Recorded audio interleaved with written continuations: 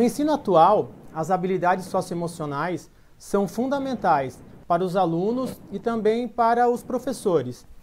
A Base Nacional Comum Curricular, a famosa BNCC, trouxe isso de uma forma bem direta, e fez com que todos os envolvidos passassem a pensar na formação de um indivíduo emocionalmente preparado para enfrentar todos os desafios que a vida proporciona, inclusive o desafio da aprendizagem. No meio de todo esse processo de adequação à BNCC, surge uma pandemia que nos obriga a ficar em casa, com as escolas fechadas, isolados do convívio direto com outras pessoas. O que nos faz reaprender, ou pelo menos tentar reaprender, como é conviver e se relacionar em sociedade. Então, assim, nessa conversa de hoje, nós vamos entender como podemos conviver e interagir com outras pessoas, mesmo à distância, mesmo aí através da tela de um computador, pelos aplicativos de rede social ou algumas outras ferramentas. E para abrilhantar essa nossa discussão, hoje teremos o prazer de receber uma pessoa super alto astral, competente pra caramba nesse assunto, psicólogo de formação, atua como psicoterapeuta e professor de psicologia, consultor educacional e empresarial, palestrante, inclusive já tivemos o privilégio de assistir várias palestras com ele, inclusive com os nossos parceiros, autor de diversos livros como Admirando a Tempestade, Brincando com o Vento, Vítimas e Aprendizes da Própria História, entre outros. Então, hoje nós temos o prazer de receber o professor Guilherme Davoli. Vou abrir a câmera aqui para que a gente possa ver o professor Guilherme. Muito bem, professor, seja bem-vindo. Olá. É um prazer tê-lo conosco mais uma vez. Por favor, fique à vontade. Prazer é completamente meu, Murilo. Mandar meu boa tarde para todo mundo que está aí participando do evento. E você foi falando das muitas vezes que eu já participei de eventos do NAMI, mas é quase um fato histórico, porque eu participei do primeiro encontro que o NAMI fez logo na sua fundação. Naquela época eram apenas, se não me engano, 2 cidades que faziam parte, e estava eu e o escritor Pedro Bandeira participando, e no transcorrer de todos esses anos, a gente tem tido muita oportunidade de ir a vários municípios, conversar com educadores e, mais recentemente, poder estar trocando ideias aqui pela internet, poder estar pensando um pouco junto com todos vocês. Eu acho que um dado que a gente podia falar de cara antes da gente começar um bate-bola aqui é lembrar todo mundo que nós já estamos nessa questão de isolamento há mais de 100 dias e isso significa que nós temos aí mais de 100 dias de grandiosa oportunidade de estarmos, em primeiro lugar, aprendendo sobre nós mesmos, para, consequentemente, tendo esse conhecimento, poder trabalhar melhor as emoções daqueles que estão à nossa volta e, consequentemente, poder trabalhar as emoções e o próprio conteúdo da aprendizagem junto com os nossos alunos, tá? Por que eu fiz questão de fazer essa introdução? Porque, às vezes, a gente entra numa conversa como essa, muito preocupado em como é que está a emoção do meu aluno, até que ponto ele está envolvido ou não com aquilo que está sendo trabalhado, qual é hoje o conhecimento dele, ele está aprendendo de forma adequada, ele está aprendendo abaixo do esperado, quais são as dificuldades, inclusive tecnológicas, que ele possa estar tendo para receber essa aula, e a gente vai se preocupando com tudo isso e a gente esquece de uma coisa que é fundamental.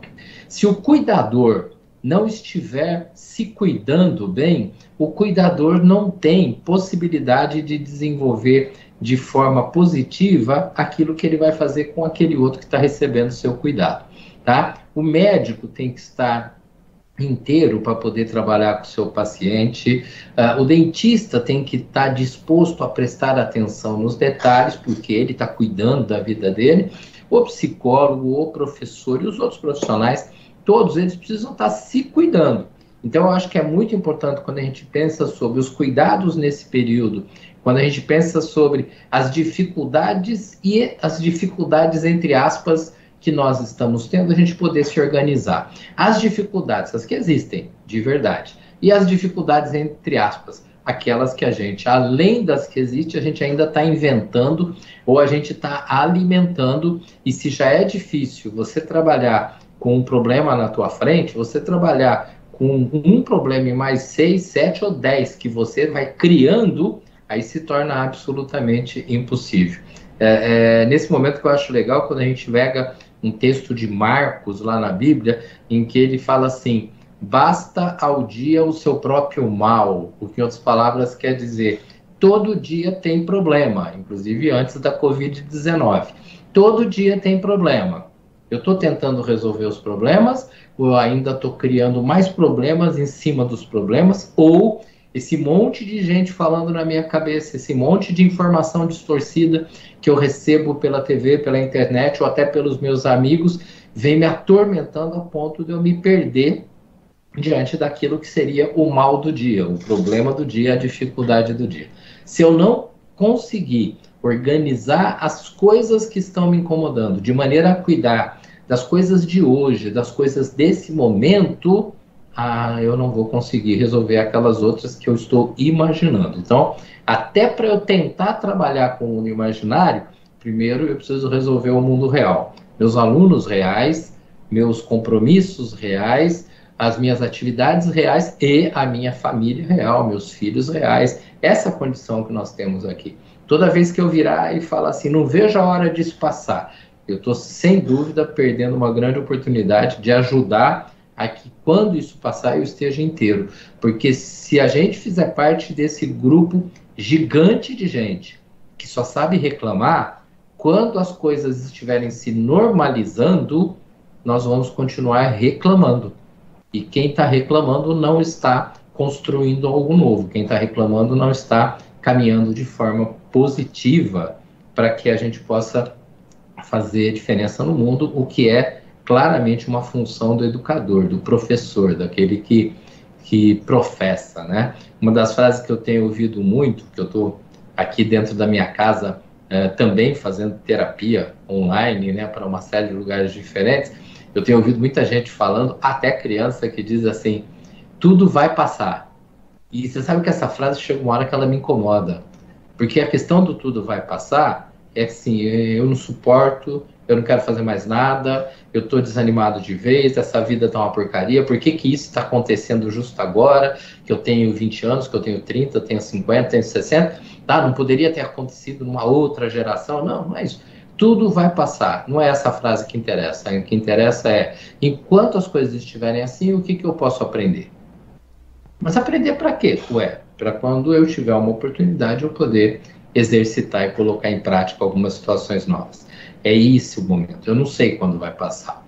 Eu não sei qual é o fim. Eu sei quando foi o começo. Acredito que estamos no processo, ia falar no meio, mas o meio iria parecer 50%. E eu não sei se a gente caminhou 50%, muito mais que isso ou muito menos que isso. Eu só sei que tem um grupo pequeno que está disposto a aprender e fazer diferença no mundo, e tem um número gigante de pessoas que está disposto a reclamar, a não aprender nada, mas essas pessoas sempre existiram, elas sempre atrapalharam a vida das outras, e a função da educação é preparar pessoas que não atrapalhem a vida das outras, pessoas que, inclusive, deem qualidade maior às suas vidas, aos que estão à sua volta, à comunidade que está inserido. É por aí que a gente vai poder conversar. Acho que exagerei na introdução, mas é um pouco necessário. Vamos lá, Murilo. Como você bem colocou, professor, essas dificuldades elas já aconteciam antes desse momento de interrupção. Pode ser que agora esse número seja maior ou que essas dificuldades, esses problemas sejam outros, né? Mas como você colocou, se a gente ficar só reclamando, a gente vai focar no problema e não na resolução desse problema, né? Estávamos conversando um pouco antes aqui de iniciarmos o webinar, né? Falando que a gente percebe muitos professores preocupados com o retorno das aulas, né? E nós nem sabemos quando essas aulas irão retornar, né? E aí, se a gente fica pensando muito lá no futuro, muito quando essas aulas retornarão, a gente acaba um pouco esquecendo de resolver os problemas do presente, né? Do que a gente tem que fazer agora, não é mesmo? Sim, olha, eu acho que uma questão muito importante e que eu tenho falado em algumas outras lives que eu tenho realizado, inclusive diretamente com algumas escolas, algumas secretarias, né? É que não eu vou pegar um exemplo de cidade, vou pegar uma cidade aqui pertinho da onde eu tô, que é Ribeirão Preto, tá? Então, não está acontecendo um problema grave em Serra Azul, não está acontecendo um problema grave na região de Ribeirão, não está acontecendo um problema grave no estado de São Paulo. Está acontecendo, é um processo de pandemia absolutamente no planeta todo, e que envolve a saúde do planeta, envolve a economia do planeta, envolve a educação do planeta. Então, quando a gente fala assim, mas como é que vai fazer para recuperar? A gente está pensando sempre muito pequeno, né? A minha turma, a minha escola, a minha cidade, o meu bairro, né? Não, o planeta está passando por um processo de reestruturação, e a gente tem observado isso acontecendo em países altamente de ponta na questão direta da educação, como é o caso da Alemanha, como é o caso da Espanha, como é o caso de Israel. Os Estados Unidos estão até muito atrasados dentro desse processo, tá? Então, o mundo vai ter que, durante os próximos anos, 2021, 22, talvez 23, ele vai reequalizar as questões do conhecimento e da aprendizagem. Ele vai reequalizar uma série de questões que vão dar enfoque ao aprender com qualidade. Aliás, você colocou muito bem agora há pouco, Murilo, a questão da BNCC, que estava querendo decolar, mal chegou na cabeceira da pista, ela teve que parar, porque aí já surgiu a pandemia, né? Mas a BNCC, ela não era simplesmente mais uma modinha que tinha aparecido. A BNCC é algo muito consistente, no sentido de entender que o mundo de hoje precisa de gente dinâmica, e por isso que eu tenho 4 pilares de uma aprendizagem dinâmica, e não simplesmente o professor fala e o aluno escuta.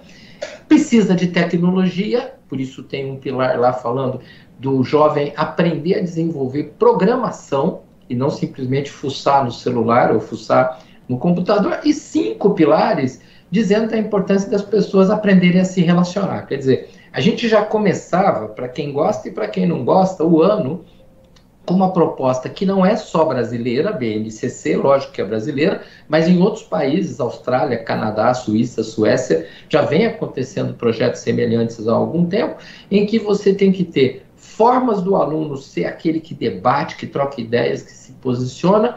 Importância do aluno entender que essa tecnologia que nos permite hoje conversar, ela seja absorvida de forma bem intensa e não somente superficialmente, e 5 pilares para que o nosso aluno aprenda aquilo que a avó dele já sabia, que é conversar com o vizinho, conversar com os parentes, é se relacionar, é trocar receitas e aprender com o outro e ensinar para o outro o tempo todo. Então, essa é a grande questão. Estamos perdendo tempo? Como é que vai ser o dia que vai voltar? Não sei.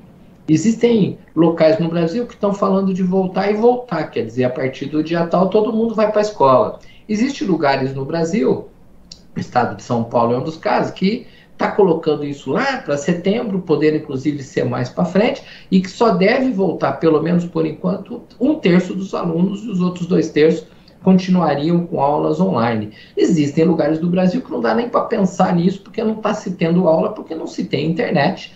Eu tive recentemente numa live com uma região ali do Rio Grande do Sul, que o grande problema para eles são montanhas. As montanhas meio que impedem que a internet chegue, inclusive, para pessoas que têm condição de ter equipamento. Imagina aquelas que nem têm equipamento. Então, existe uma reinvenção que vai ter que ser feita a cada dia, a cada momento, dependendo da cidade, dependendo da classe, dependendo de cada família e aluno.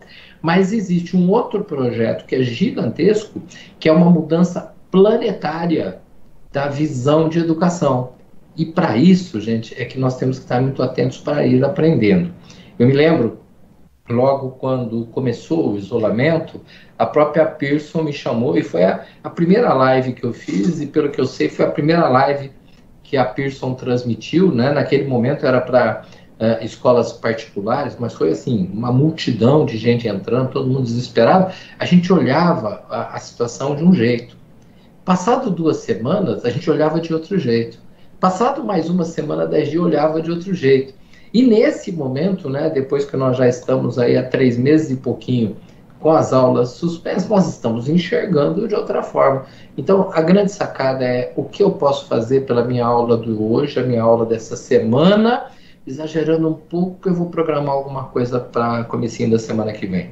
O restante, a forma, a técnica, o uso da tecnologia, a readequação dos conteúdos, a maneira de me comunicar com as famílias, a maneira do professor se comunicar com a coordenação e vice-versa, isso a gente vai aprendendo, né? E vai aprendendo, cada vez vai aprendendo mais. O importante é que quem está na gestão, diretores, coordenadores, supervisores, né? Se fosse o caso de estarmos falando com escolas particulares, proprietários dessas escolas, que eles entendam que é momento de parceria, é momento de ouvir a equipe e junto com a equipe ir construindo uma série de passos para que as coisas caminhem. Não é momento de alguém se achar herói ou dono da sabedoria e falar, olha, então vai ser assim, porque nós não temos como ter sabedoria numa coisa que é tão nova, tão inesperada. Eu já cheguei a comentar algumas vezes que eu gosto muito de filme de ficção científica e já vi coisas fantásticas, né? Eu já vi ETs invadindo o planeta, eu já vi atacar em Nova York um monte de vezes, eu já vi destruição da raça humana por uma série de tiros. Eu não me lembro de ter visto um filme em que um vírus aparecia num canto do mundo, em pouquíssimos meses ou semanas, se espalhava praticamente para o planeta inteiro e tinha efeitos tão estranhos quanto esse, que vão desde um pequeno mal-estar até a morte de muita gente, o que infelizmente no Brasil está cada vez mais batendo recorde e, ao que tudo indica, infelizmente acabaremos nos tornando os que mais têm casos de morte acontecendo nas próximas semanas. Tá? Infelizmente. Quero agradecer a participação de todos os presentes até o momento, tá? Temos 424 inscritos até o momento, Guilherme, de municípios como Guareí, Jaguariúna, Cidade Gaúcha, Xaxim, Nova Canaã Paulista, Bataguaçu, Auriflama, Indiaporã, Araçoiaba da Serra, Colatina no Espírito Santo, Pongaí, Cachoeiro de Itapemirim, Bom Jesus, Conceição dos Ouros, Vista Alegre do Alto, São José da Barra, Manuel Ribas, Ponte Gestal, Borborema e Flora Rica. Então, obrigado aí pela participação de todos. E estão entrando cada vez mais, Guilherme. Olha, de cara eu já posso falar que tem um monte aí que eu já tive o prazer de estar presente, trabalhando, trocando ideias, experimentando, né? Isso tem sido muito bacana. E falou-se, inclusive, de Jaguariúna, que é do ladinho da cidade que eu nasci, porque eu sou lá de Mugimirim, faz tempo que eu não vou para lá, e cresci passeando aí em Jaguariúna também, andando de trem, fiz um monte de coisa, mas faz tempo, hein? Faz muito tempo que isso aconteceu, e me lembro muito de todas as cidades que foram faladas, Cidade Gaúcha, fantástica, mas eu me lembro muito da cidade de Pontes Gestal, uma cidade muito pequenininha, extremamente acolhedora. Desculpa que eu não vou falar o nome de todas agora. Não. E entraram agora Urupês e São Carlos do Ivaí. Muito bom. Urupês, que eu conheço muito bem, estive lá no fim do ano fazendo um trabalho com os professores. Como a gente já falou várias vezes aqui, né, o isolamento social, Guilherme, ele tem afetado aí diretamente a aprendizagem dos nossos alunos, mas também a saúde emocional de toda a população, né? Diante disso, a gente vê os professores com a tarefa de diminuir os déficits de aprendizagem, né, causados por essa interrupção das aulas presenciais, mas ao mesmo tempo eles estão sofrendo também diretamente as consequências desse distanciamento social, né? Então, a nossa primeira pergunta, né? Nesse sentido, o que podemos fazer para estarmos emocionalmente preparados e enfrentar todos esses desafios? Tá. Olha, eu acho que a gente tem algumas coisas para pensar aqui. Existe uma questão fundamental. Nós nunca, jamais tivemos controle sobre nossas vidas. Nós nunca, não estou falando de aluno, estou falando de nós educadores, tá? Nós nunca fomos capazes de definir as coisas e elas realmente acontecerem como desejado. Nós sempre tivemos ideias, tivemos projetos pessoais, profissionais, em grupo, individualmente, tá? Mas se você parar para observar, aconteceram N situações em que eu me programei para algo e deu errado. Aconteceram N situações, algumas importantíssimas, inclusive, e outras coisas pequenininhas que escaparam do meu controle. Então, essa ideia de que agora eu não sei o que eu faço porque eu não tenho controle, ela é mentirosa, porque nós já não tínhamos controle na nossa vida. Grava bem isso. Um ser humano, de vez em quando, ele consegue ser gerente da sua vida. mas ele jamais foi dono da sua vida. Tanto que uma mudança de clima, uma mudança de tempo, uma chuva inesperada, um vendaval inesperado ou um dinheiro confiscado, talvez as pessoas mais velhas se lembrem daquele período em que o governo Collor sacou todo o dinheiro que a gente tinha guardado, aquilo lá mudava a nossa vida e ficava de ponta cabeça. Então sempre aconteceu, sempre houve descontrole. Então, primeira coisa, para a gente se equilibrar, respira um pouquinho na sua casa, logo cedinho ali, e para pensar, bom, eu tenho um dia pela frente que eu gostaria que fosse assim, assim, assado, mas que eu não tenho controle.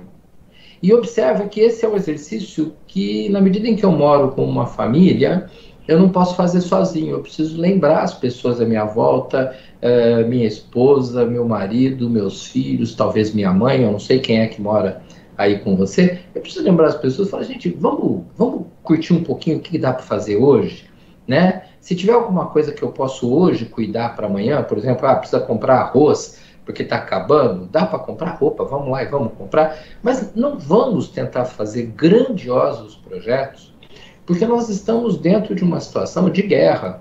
E, historicamente, o ser humano, diante de uma situação de guerra, ele não ia para a rua, porque ele podia levar um tiro, né? A diferença agora, ela é absurdamente grande.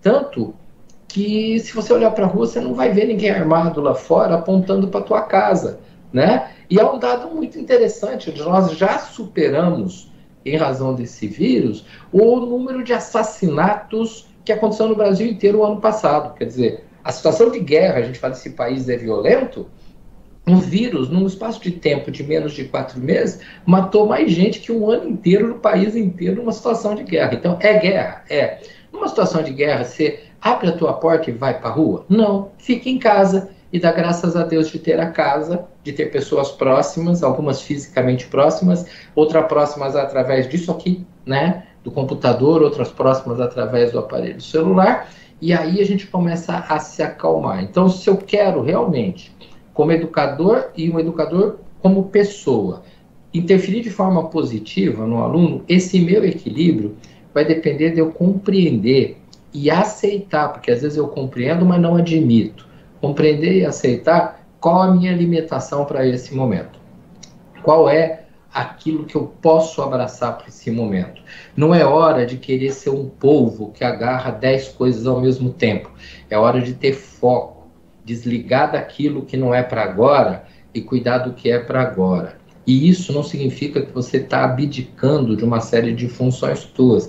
Significa que com a tua objetividade e simplicidade, você vai ter condição de usar o melhor das suas capacidades cognitivas, do teu conhecimento, em prol teu, e você estando bem, em prol de quem está em volta, consequentemente em prol da comunidade educacional, a comunidade que você trabalha, que você atua aí diretamente. Então, esse passo do equilíbrio emocional, ele começa em não querer ser Deus. Por falar em Deus, eu queria fazer, eu não estou dando uma de pastor nem de padre aqui não, mas é a segunda vez que eu quero citar a Bíblia, porque há uma passagem muito interessante, né, em que se pergunta para Jesus Cristo sobre qual é o mais importante dos mandamentos, fazendo referência lá aos 10 mandamentos do Antigo Testamento, né, e Jesus dá uma resposta inesperada, porque ele não cita nenhum dos 10 mandamentos, ele cria 2, e no texto todo, criando 2, é como se ele dispensasse, não anulasse, mas dispensasse os 10 mandamentos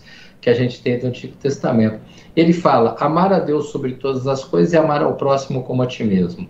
Vamos traduzir isso para uma linguagem de hoje, tá? Amar a Deus sobre todas as coisas. Admitir que não é você que sabe tudo, tem alguém que sabe mais. Segundo, amar ao próximo como a ti mesmo. Estar preocupado única e exclusivamente em fazer pelos outros da casa, fazer pelos outros da escola, fazer pelos outros que passarem por você nesse período, aquilo que você gostaria que os outros fizessem por você. Professores, a gente precisa se perdoar do erro. A gente precisa admitir que a gente pode errar sim. Pode ser que algum pai vire e fale, mas meu filho não está entendendo, meu filho... E eu começo a ficar assim, calma.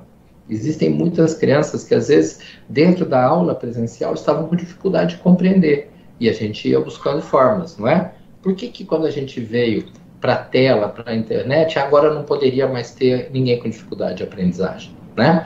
Então, existe dificuldade de aprendizagem, existe dificuldade tecnológica, existe dificuldade de atenção, existe dificuldade até por causa da interferência da família, às vezes cobrando de forma inadequada dentro de casa. Então, existe um monte de fatores, mas já existia um monte de fatores que tornavam a profissão do educador complexa lá naquele momento anterior em que a gente ainda estava dentro da sala de aula, né? O que nós estamos tendo que viver agora é uma adequação de serenidade. Eu tenho que ficar um pouquinho mais sereno, um pouquinho mais tranquilo, né? Para que eu possa, estando bem, dar a melhor aula possível e com o apoio, né, de toda essa tecnologia e especialmente com o apoio dos meus próprios colegas, poder ir descobrindo maneiras de resolver um ou outro problema que surge isoladamente. Quando eu falo apoio dos colegas, a gente entende, hein? Da mesma forma como eu preciso me perdoar de uma outra coisa que às vezes não saiu do jeito que eu queria, ou que alguém criticou, eu preciso admitir que eu estou aqui para ajudar meus colegas que possam vir a ter alguma dificuldade, mas eu estou aqui também, já que eu não sou perfeito, para virar para meus colegas e falar, gente, eu não estou conseguindo fazer isso, não estou conseguindo fazer aquilo. Eu estou com uma dificuldade com um determinado aluno na sala, eu não sei como proceder, e pedir ajuda. Então eu tenho que estar ajudando, porque isso me faz bem, e eu tenho que pedir ajuda, porque isso me é necessário, e olha que legal, faz bem para quem eu peço. Não é hora de ser orgulhoso e virar e falar assim, não vou pedir ajuda para ninguém, porque depois vão dizer que eu não sei fazer, que eu estou com dificuldade. Não, gente, é hora da gente aprender junto. E isso faz sim a grande diferença. E assim, reconhecer as nossas limitações, né, e aceitar essas limitações faz com que a gente busque ajuda com os colegas, né, como você comentou. E esse trabalho em equipe nesse momento, para que a gente supere todas essas dificuldades, eu percebo isso como crucial, né? A gente já se relaciona com outras pessoas, né, desde a época dos homens das cavernas, né? Eles se uniram em busca do quê? Em busca de melhores formas de conseguir alimentos. Trabalhando em equipe, eles conseguiam maior sucesso aí na busca por alimentos. Aproveitando essa questão do homem da caverna, a gente sabe muito bem que temos o mito da caverna de Platão e que ele se enquadra um pouco nessa realidade que estamos vivendo, né Davoli? Mas assim, pensando nisso tudo, como que a gente pode reinventar, né, para que a gente se mantenha unido, quanto sociedade, quanto equipe também, e para que juntos a gente consiga, de uma melhor forma, alcançar o sucesso, alcançar os nossos objetivos? Sim, olha, eu queria que a gente, inclusive, eu vou dar uma dica para quem está aí, né, assistindo. Se você procurar aí na internet, o Mito da Caverna, Maurício de Souza que fez a Mônica, né? Ele tem uma tirinha, e é facinho de achar na internet, contando a história do mito da caverna do ponto de vista dos tempos atuais. O atuais dele é mais ou menos década de 90, então lá não aparece como caverna a internet, aparece como caverna a televisão, né? E acho bom a gente pegar esse exemplo, sim, como você colocou, Murilo, os homens naquele período da caverna, eles dependiam muito da ajuda mútua para conseguir caçar, para conseguir atingir suas metas, para conseguir desenvolver a vida e se proteger com as tecnologias da época, né, ok? No mito da caverna, Platão diz o seguinte: haviam homens que de dentro da caverna, eles assistiam ao mundo ouvindo os barulhos e vendo as sombras do que acontecia lá fora. E de tanto ouvir os barulhos, os ruídos, os gritos e ver sombras, eles imaginavam o mundo lá fora. E eles tinham medo do mundo, porque jamais eles tinham coragem de ir lá na porta da caverna ou para fora da caverna e entender como é que era a vida, até que um dia chega alguém, entra na caverna e começa a falar para eles: olha, isso aqui não é vida não, a vida é o que está acontecendo lá fora. E eles não admitem, eles saem correndo, e a hora que eles olham para a luz, eles ficam impactados, porque não tinha tanto motivo para ter medo.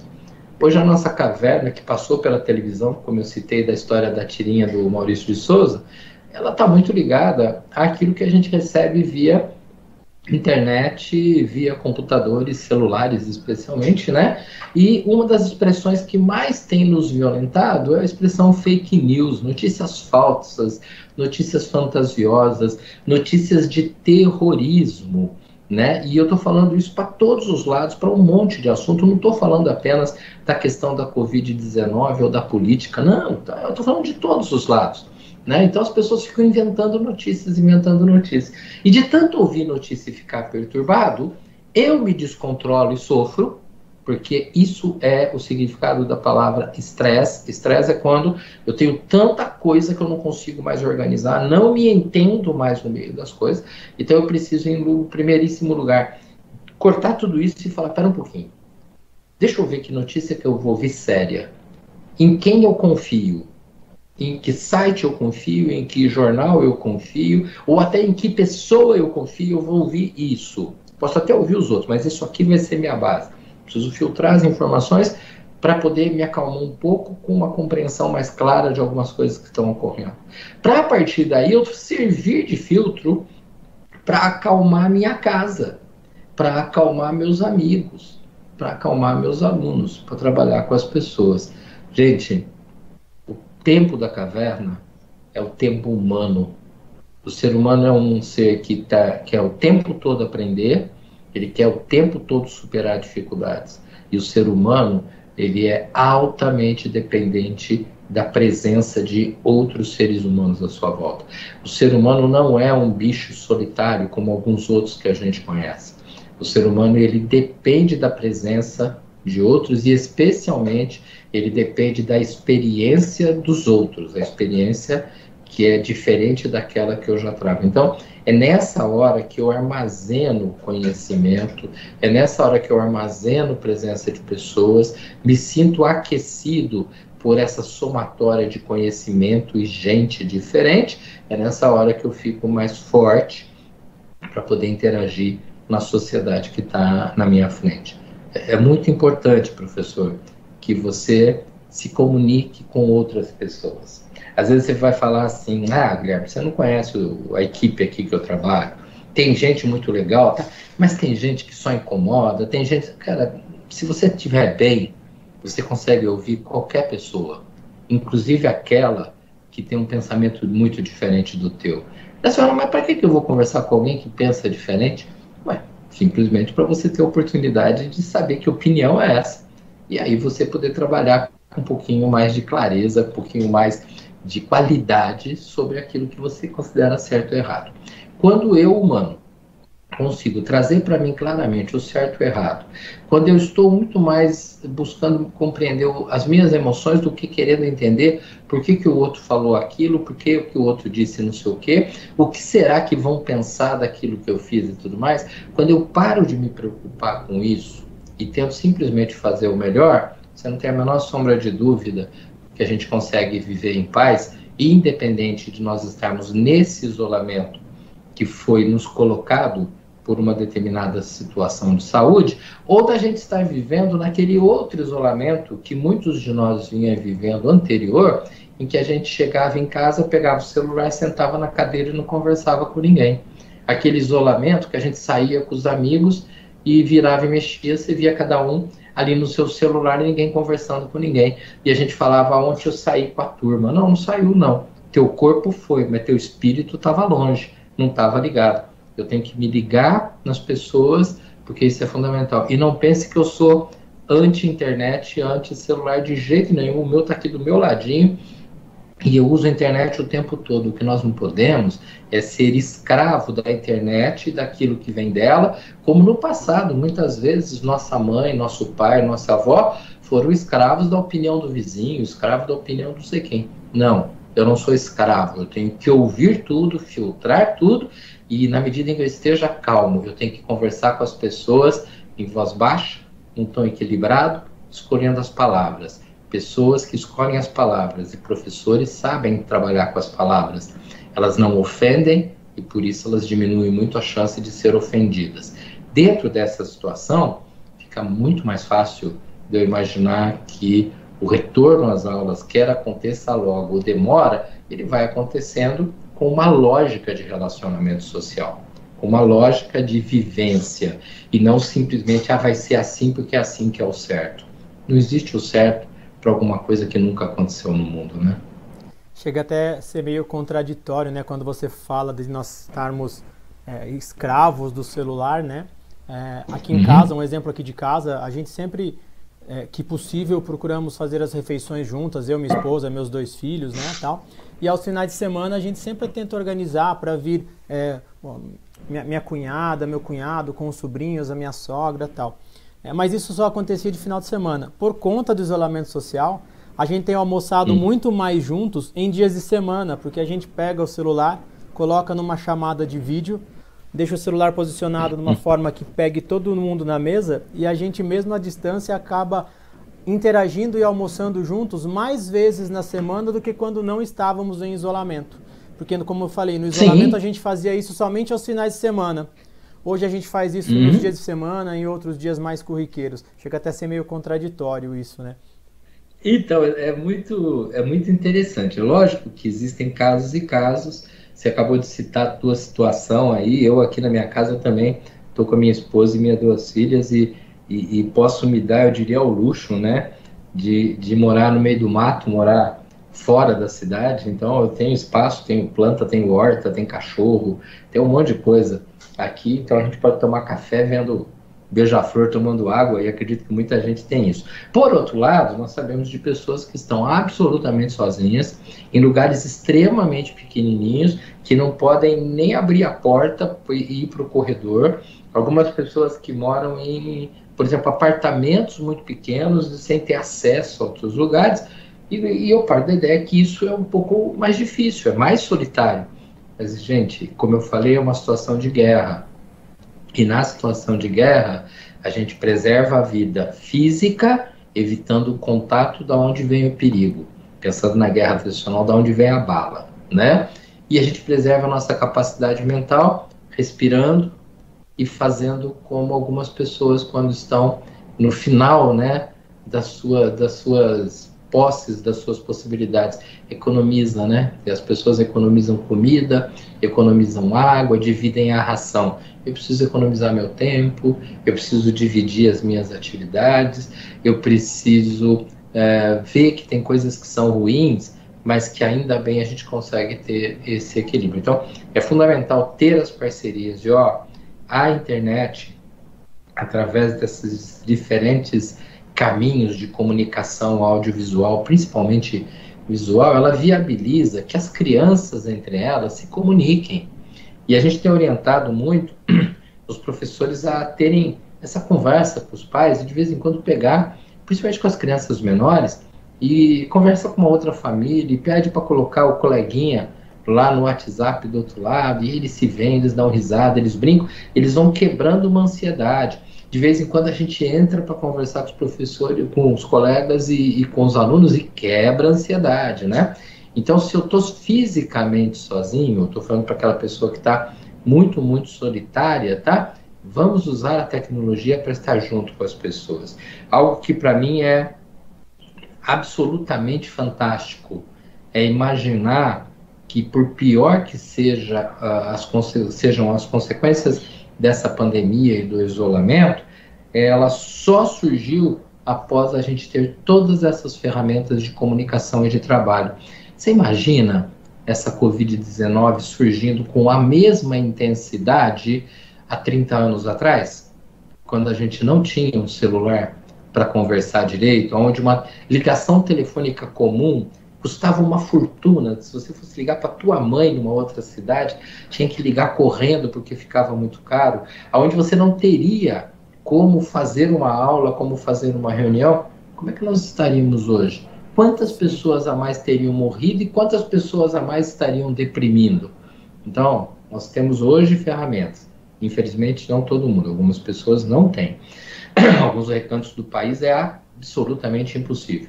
Mas nós que estamos nessa reunião sabemos o quanto que essas ferramentas um pouco mais rápidas, um pouco mais lentas, têm nos sido extremamente útil, né, para o equilíbrio emocional.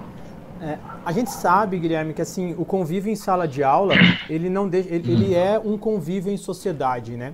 né? As crianças, elas interagem muito ali entre elas, entre os professores. Esse convívio de sala de aula, ele é extremamente importante e reflete diretamente, tanto no aprendizado das crianças, como também assim, no dia a dia do professor em sala de aula. E presencialmente, esse convívio de sala de aula, ele está impossibilitado de acontecer.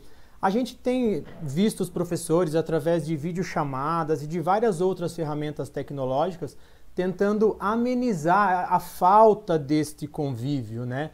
Mas existem algumas outras formas que a gente pode também contribuir para diminuir esse convívio. E aproveitando também para engatar uma pergunta que está chegando, como que a gente pode, além de diminuir essa falta desse convívio, desenvolver as competências emocionais de forma remota? Tá? Essa pergunta chegou lá no chat. Tá. Eu acho que as duas questões, elas se amarram completamente, né? Eu tive a oportunidade na semana passada, semana retrasada, de ouvir algumas histórias muito interessantes e, coincidentemente, as duas histórias que eu vou falar, elas aproveitaram, se apropriaram de festas juninas, né? Mas não precisa ser festa junina, não tem nada obrigatório. Mas o trabalho de uma escola, muitas escolas pelo Brasil todo fizeram algo semelhante, em que pediu para que os pais e as crianças se caracterizassem, dançassem nas suas casas, gravassem, mandassem o material, e aí no dia foi enviado para casa das crianças pipoca, suco, algumas bandeirinhas, né? E aí no sábado, por volta de 5 horas da tarde, a festa junina online foi acontecendo. O objetivo era ir mostrando professoras cantando, dançando e alunos dançando e vários vídeos entrando, tá? Um trabalho que tecnicamente não é difícil de ser realizado, é bem fácil até, mas o que é muito legal foi a repercussão, quer dizer, o objetivo inicial é que as crianças gostassem, que os pais ficassem felizes e tudo bem, mas no final as crianças falavam muito de, eu vi o Pedrinho, eu vi fulano de tal, que legal que foi aquela hora que o pessoal cantou junto, e elas cantavam em casa, elas interagiram. Então elas participaram de uma festa e chegaram a pedir novas festas, o que necessariamente não tem que ser algo assim tão marcante quanto uma festa junina, que é uma tradição, tá? A gente pode fazer isso numa festa de aniversário, a gente pode fazer isso simplesmente durante um trabalho. Vamos nos apresentar e mandar vídeos e manda material e a professora coloca. Então a escola está viva. E um outro projeto em que uma escola tinha um espaço grande, e essa é uma rede municipal de educação, tá? Mas uma das escolas da rede municipal, ela montou um momento dos alunos irem com os seus pais, ou de carro, ou de bicicleta, ou de moto, né? Eles mantinham uma distância e eles se cumprimentavam de longe, e os professores todos paramentados, com máscara, com luva, inclusive, distribuíam algumas coisas para eles, e eles iam rodando e depois eles iam saindo. É como se tivesse 2 filas de carro, e ali criava-se uma condição de, mantendo a distância, se comunicarem. E os professores, para não ficar uma coisa ruim, porque estavam todos de máscara, eles tinham uma fotografia no peito grande, né, para o aluno olhar e ver quem era a professora tal, o professor tal. Quer dizer, a gente tem como ir criando via internet momentos de confraternização. E esse momento de confraternização, agora estou linkando lá com a área socioemocional dentro da BNCC, né, esse momento, ele é tão didático, ele é tão necessário, ele é uma ferramenta extremamente séria que ele precisa ser praticado em detrimento, às vezes, de um tempo. Porque às vezes a gente fala assim, mas espera aí, a gente já está com as aulas complicadas, já está apertado, nós ainda vamos criar um momento, né, na aula em que eles vão bater papo, eles vão conversar, em que a gente vai ter troca de ideias, a gente vai rir, vai um interagir com o outro. Sim, porque a BNCC, ela vai deixando muito claro que a aprendizagem desse momento em que a gente está com a cabeça carregadíssima, poluída de excesso de informação, essa aprendizagem ela vai se desenvolver na hora que ele for estimulado, o aluno for estimulado a ser alguém que participa da educação, como alguém que fala, alguém que debate, alguém que pesquisa, alguém que abre a boca e coloca suas ideias para fora. E não simplesmente recebendo e ouvindo, recebendo e ouvindo. Óbvio que numa aula pela internet, é muito mais o professor se posicionando e o aluno recebendo. Mas quanto mais eu, entre aspas, no bom sentido, atormentar meu aluno para falar, e o que você acha disso, o que você pensa daquilo, traz uma pergunta para cá, quanto mais isso acontece, mais nós estamos criando, dentro da tecnologia, uma alternativa de aprendizagem que realmente seja atualizada e coerente com as sugestões, com as necessidades, e também estamos provocando um momento de interrelacionamento social. Feito isso, e aí eu estou falando com os alunos mais velhos, pelo terceiro ano, quarto ano, até o nono ano, por exemplo, né? Aí eu pego todos esses alunos e falo, cara, vocês podiam fazer um trabalho assim e tentar fazer com que eles se conectem via internet para discutir um assunto, para desenvolver alguma coisa em grupo, porque é essa vida social que a nossa sociedade vinha perdendo, e porque vinha perdendo, nós estávamos, e observe bem isso, preparando crianças e adolescentes para serem futuros desempregados na vida. Porque a gente vinha preparando eles para a individualidade, enquanto que o mundo, e inclusive o mercado de trabalho, vinha pedindo colaboradores que trocam ideias e trabalham em equipe.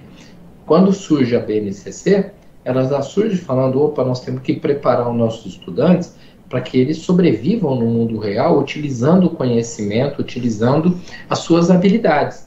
Para isso, eles precisam se comunicar muito bem, eles precisam saber ouvir antes de falar, e eles precisam falar. Então, essa troca, ela já era necessária.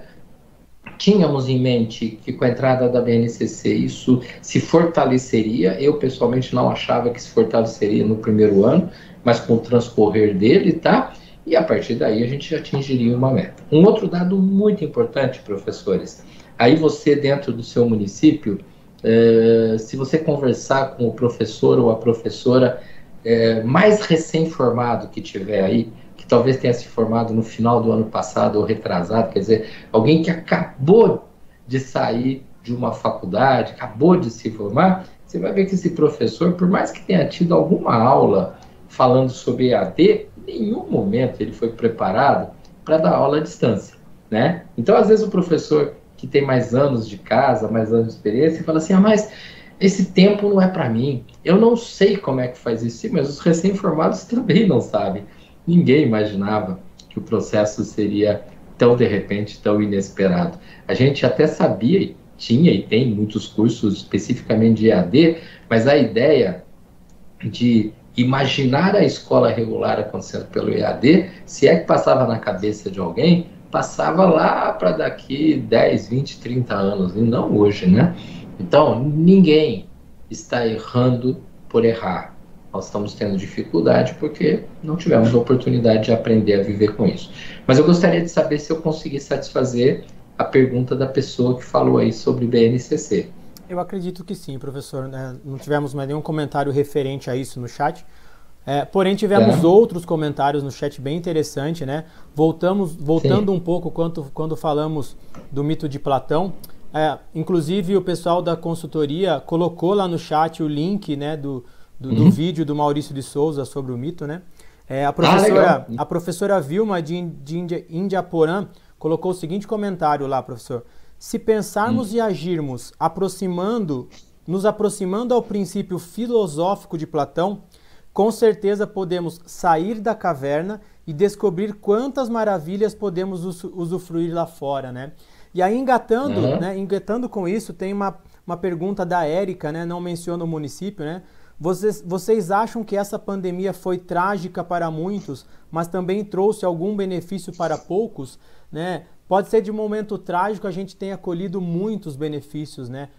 Pode ser que a gente tenha saído da caverna fechado somente em sala de aula e possamos colher muitos benefícios. Inclusive, temos algumas pessoas aí que já estão citando até como uma próxima revolução industrial, né? Esse momento de pandemia, né? Então, com certeza trouxe muitos benefícios, não é mesmo, professor? Sim, em primeiro lugar, essa comparação com a Revolução Industrial é totalmente coerente, até porque, vamos lembrar, quando a gente fala das grandes mudanças do mundo, né, elas aconteciam até ali para o século XVIII, XIX, elas aconteciam a cada 150, 200 anos, você tinha uma grande revolução.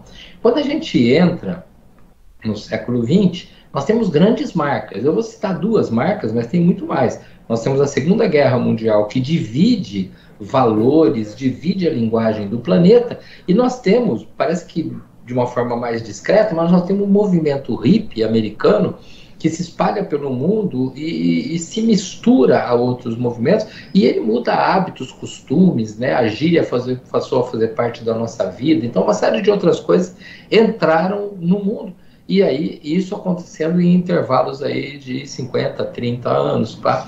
Quando a gente chega, especialmente de 2000 para cá, a gente começa a observar mudanças grandes acontecerem em 2, 3 anos, e hoje nós já vínhamos observando, antes da pandemia, grandes mudanças no mundo, no campo da tecnologia, no campo da saúde física e mental, na questão dos medicamentos. Então aí você tem uma série, né, de grandes mudanças acontecendo dentro de um mesmo ano. Então você não tem a dúvida que essa história da Covid-19 vai mudar muito, né? Eu até diria, parodiando aqui a minha amiga Ana Lúcia Giacomini, né, que a gente tinha, e por favor, não queiram confundir com questões religiosas, né, se usava muito a expressão ACDC, antes de Cristo, depois de Cristo, e alguns podem falar assim, agora temos um segundo ACDC, antes do coronavírus e depois do coronavírus, porque nós passamos sim a ter uma grande mudança nesse sentido. Mas eu queria retomar só um pouquinho a pergunta anterior que você fez, Murilo. Me lembra só um pedacinho, porque eu ia puxar o gancho e já entrei nesse final teu. Relembra para mim só um pouquinho. Como que a gente pode trabalhar as habilidades socioemocionais de forma remota? Seria essa? Não. Depois dessa. Tá. Foi daí sobre os se a pandemia ela trouxe momentos trágicos para muitos ou trouxe benefícios para poucos. Que é da Érica, da professora Érica. Isso. Antes da Érica teve uma outra também. Você conseguiu localizar, eu vou falar da Érica nesse momento. Érica, acontece um fato aí que é muito interessante. Quando você falou assim, benefícios para poucos e prejuízos para muitos, eu acho que não dá para usar a palavra nem muitos nem poucos. Como eu falei há alguns minutos atrás, sempre haverá benefício para quem estiver disposto a aprender com a vida, ou aprender com as boas informações, ou aprender com as adversidades. Eu aprendi muito na minha vida quando eu fui despedido de uma escola que eu dava aula. E a partir dali a minha vida decolou.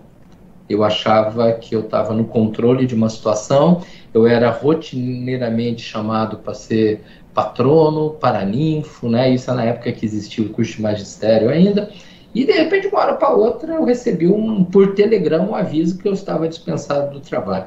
Eu fiquei tentando descobrir onde foi que eu errei, qual foi a minha culpa. Depois de algum tempo, eu fui descobrir que necessariamente não havia culpa. Havia interesse da escola de colocar uma determinada pessoa para trabalhar, que era ligada ali à situação, e aí eu teria que sair porque eu dava aula justamente daquela matéria.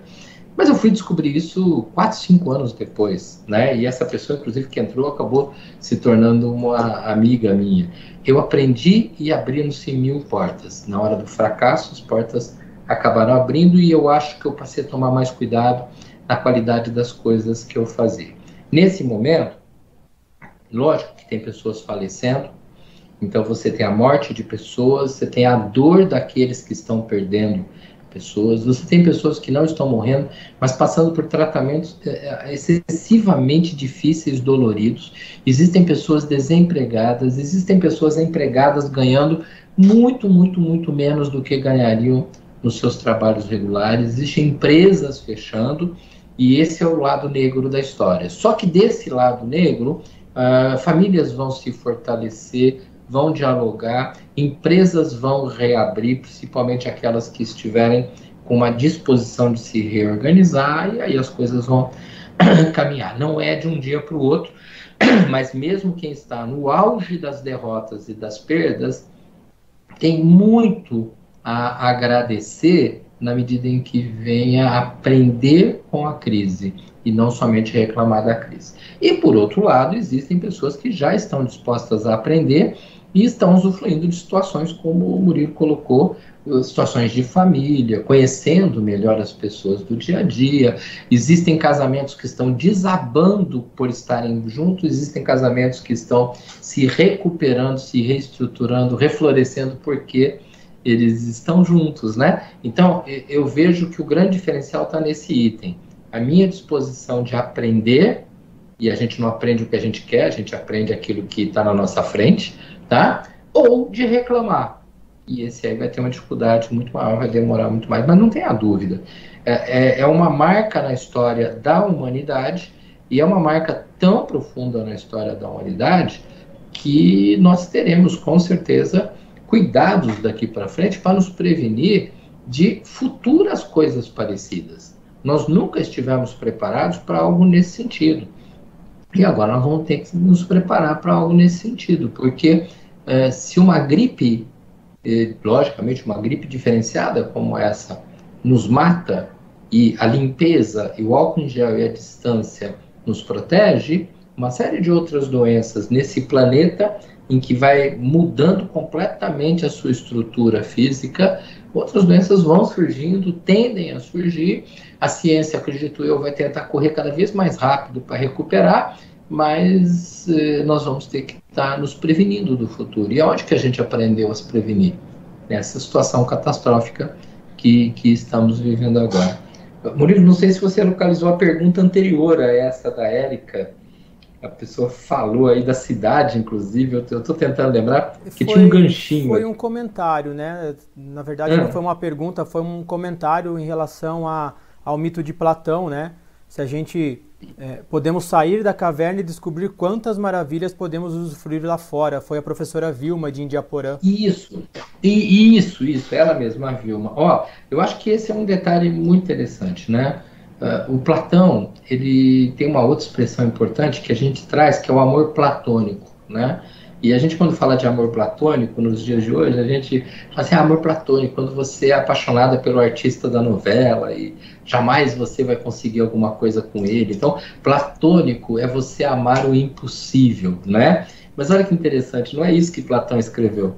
O que Platão escreveu é que o amor, ele pode ser tão grande, o desejo tão maravilhoso, que eu espero tanto da oportunidade, por exemplo, de estar com aquela pessoa, que por mais maravilhosa que a pessoa seja, ela jamais vai conseguir preencher os meus desejos, né? Quer dizer, eu espero tanto. Deixa eu pegar um exemplo bem bobo, tá? Todo mundo fala da bacalhoada do restaurante tal, eu sou apaixonado, todo mundo fala, você tem que comer naquele lugar, e tem que comer.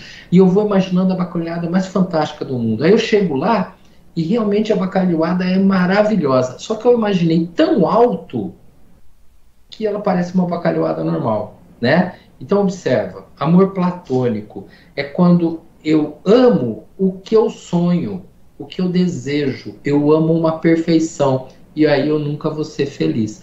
Enquanto os homens estavam trancados na caverna, eles tinham medo do mundo. Por quê? Porque o mundo é perigoso. Sim, ele até é perigoso um tanto assim. Mas eles começaram a jogar o perigo do mundo com uma coisa desse tamanho.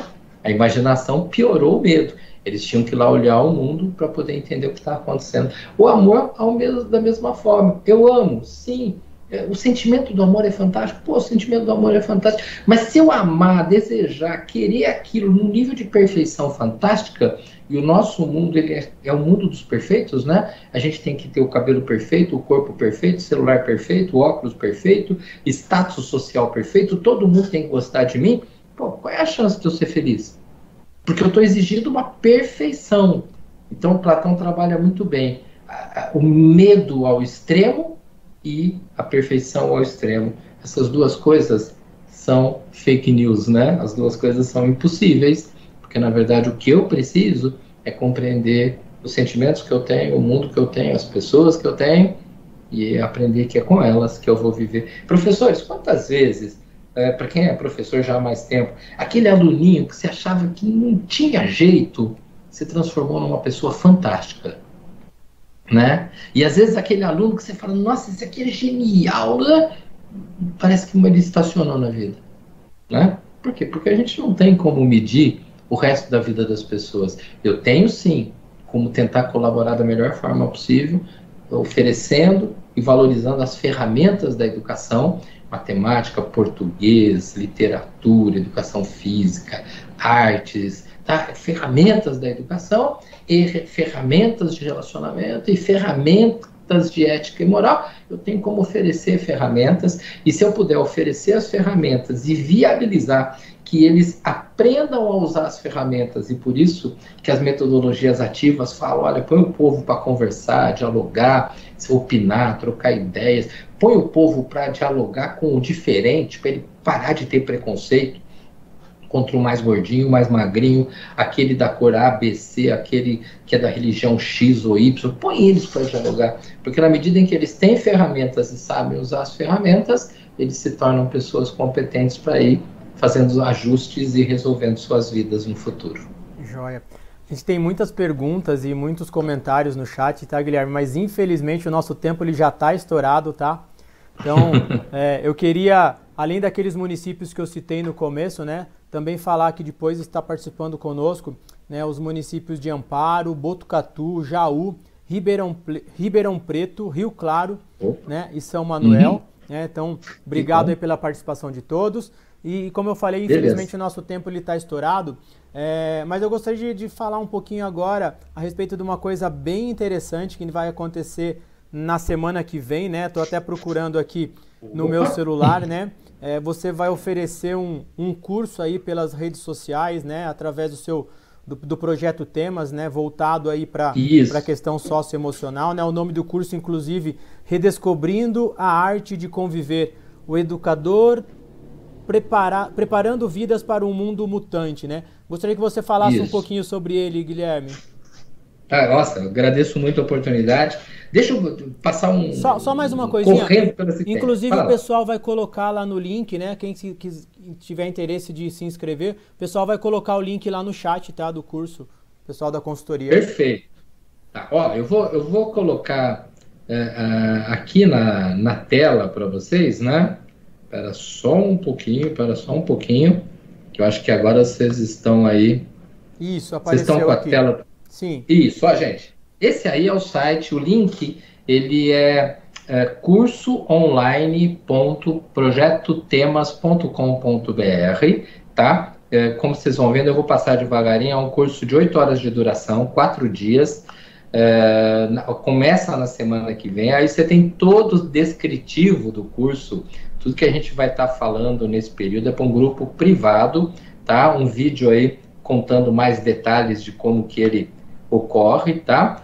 Para acessar o curso, ó, dias 15, 16, 22 e 23, das 19 às 21 horas. O valor do curso, baratinho, é R$ 39,90. Você entrando lá, você se inscreve e aí você vai ser chamado para participar com a gente. Aí dentro do curso você vai ter meu currículo, vai ter o contato aí do Guga Restino, que trabalha comigo, e o objetivo da gente é poder estar pensando muito, inclusive, nisso que nós discutimos hoje, tá?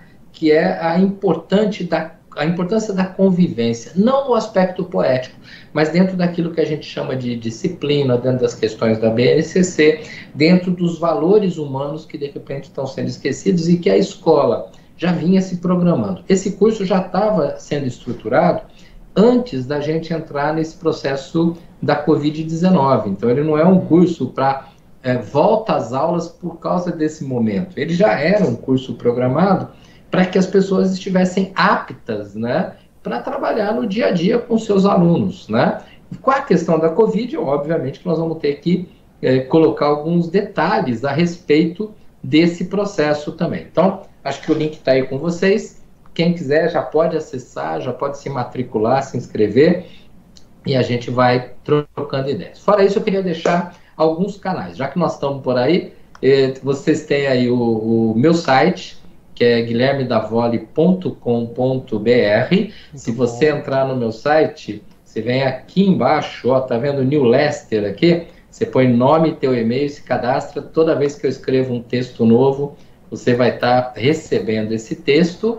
Você tem o meu canal lá no YouTube, né? Está aí com 887 pessoas. O objetivo é a gente, esse mês, atingir 1.000 pessoas. Aí você vai encontrar por volta de 95, 96 vídeos. Inclusive, essa nossa conversa de hoje, para a semana que vem, já deve estar por lá. Aí você tem 2 Facebooks, tem o facebook.com/Guilherme Davoli psicólogo e tem o facebook.com/ aquela barrinha deitada, Projeto Temas, que é onde a gente tem uma série de vídeos que eu tenho produzido de mais ou menos 8 minutos para orientação e capacitação de professores, né? E eu tenho no Instagram, para quem prefere seguir por lá, eu tenho o @Projeto Temas Especial. Então tem o canal do YouTube, tem o Facebook, tem o site, tem 2 Facebook, tem o Instagram. Tem isso, no site tem um botãozinho de WhatsApp, que você, clicando nele, você entra no WhatsApp e pode até me enviar uma outra pergunta, a gente troca algumas ideias. Se eu não responder na hora, é por excesso de trabalho, mas tendo um intervalinho, eu te respondo, a gente bate um papo, tá? E para aqueles que desejarem, eu aguardo vocês se inscrevendo no curso para poder, junto com a gente, navegar nessa ideia. Agradeço muito a você, Murilo, agradeço muito ao Nami, a Pearson, pela oportunidade de estar mais uma vez aqui batendo papo com vocês, e fico à disposição para novas oportunidades. Excelente, Davoli, muito bom esses momentos de poder conversar contigo e aprender muito nesses nossos bate-papos. Quero agradecer a presença de todo mundo, a gente viu, né, mais de 400 pessoas inscritas, vários municípios, né, espalhados aí pelo Brasil participando conosco. Infelizmente o nosso tempo de 1 hora foi pouco, né, a gente poderia ficar aí até anoitecer conversando, porque está sendo um papo muito gostoso. E agradecer muito a sua disponibilidade, né? Não é a primeira vez e espero que não seja a última que você compartilhe conosco um pouco dos seus conhecimentos. Então agradeço muito aí imensamente a sua participação e gostaria que você, para a gente encerrar, deixasse uma mensagem final aí para todos os participantes. Legal. Eu acho que a mensagem que eu posso dar nesse momento, né? Até porque lembra que eu falei que a cada semana parece que é um novo momento de alguma coisa que só aparentemente se repete, na prática vai sendo diferenciada, né? Mas eu gostaria de repetir algo que eu falei um pouco mais no início da nossa conversa, né? Para com essa ideia simplória de tudo vai passar. Até porque a vida nossa sempre foi assim. Passava por uma coisa e depois ia para outra, e aquela passava e vinha outra, e passava e vinha outra. Não. A questão não é tudo vai passar, é enquanto eu estou aqui, enquanto que eu estou disposto a aprender a meu respeito. É mais importante aprender a meu respeito do que aprender sobre o que os outros estão pensando, o que os outros acham. Eu preciso me aprender, eu preciso me conhecer melhor, eu preciso ser além do óbvio.